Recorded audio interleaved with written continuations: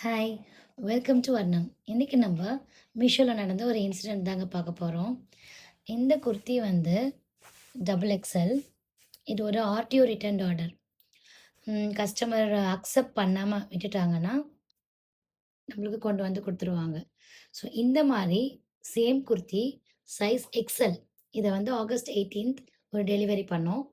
August 18த் நைட்டே வந்து அத வந்து ரிட்டர்ன் பண்ணிட்டாங்க. ஸோ 19த் மார்னிங் நான் ரீசன் பார்க்குறபோது இருந்தது. குடுத்திருக்க ப்ராடக்ட் வந்து டோட்டலா வந்து கம்ப்ளீட்டா இருக்கு. ரிசீவ்ட் ப்ராடக்ட் வந்து டோட்டலா வந்து வேற, வேற ராங் ப்ராடக்ட் சென்ட் பண்ணிட்டாங்க அப்படின்னு சொல்லி பண்ணிட்டாங்க. நம்மளும் ஷிப்பிங் 170 பே பண்ணி அத ரிட்டர்னுக்கு அக்செப்ட் பண்ணியாச்சு. இப்ப எவ்வளோ நாள் கழிச்சு இன்னைக்கு தான் வந்து இந்த குர்த்தியெல்லாம் என் கையில வந்துச்சு.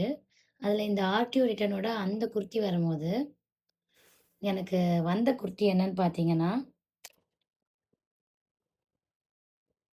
இதுதாங்க.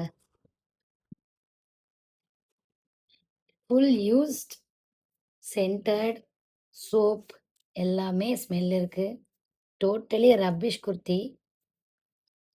இது வந்து கஸ்டமர் பண்ணாங்களா? யார் பண்ணாங்கன்னு ஃபர்ஸ்ட்டு தெரியல. இப்போ வந்து நான் போய் அனலைஸ் பண்ணதுல, இந்த ரிட்டர்ன் பண்ண கஸ்டமர் ஆகஸ்ட் 18த் ரிட்டர்ன் பண்ண கஸ்டமர். 18த் நைட் ரிசீவ் ஆச்சு. அன்னைக்கே வந்து அவங்க ரிட்டர்ன் இனிஷியேட் பண்ணிட்டாங்க. அந்த கஸ்டமர் வந்து 23 ஆஃப் ஆகஸ்ட் மீஷோல சூப்பர் குர்த்தி அப்படின்னு சொல்லிட்டு 5 ஸ்டார் குடுத்துருக்காங்க. டோட்டலா டிஃபரெண்ட் ப்ராடக்ட் சென்ட் பண்ண எனக்கு அவங்க வந்து 5 ஸ்டார் குடுத்துருந்தாங்க. அது இப்ப தான் அவங்கன்னு பார்த்தேன். ஆனா ரிட்டர்ன் ரீசன் வந்து டோட்டலா நீ வேற ப்ராடக்ட் சென்ட் பண்ணிட்ட. அந்த ப்ராடக்ட் காமிச்சது வேற, குடுத்தது வேற அப்படின்னு. ஸோ என்னோட குர்த்தியோட ரேட், என்னோட ஷிப்பிங் சார்ஜ் இதெல்லாம் போனா கூட பரவால்ல.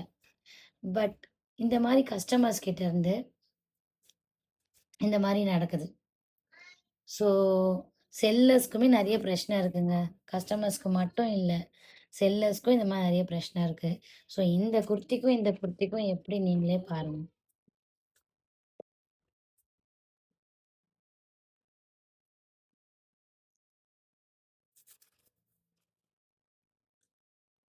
இதுதாங்க என்னையோட ஸ்டோரி. Thank you.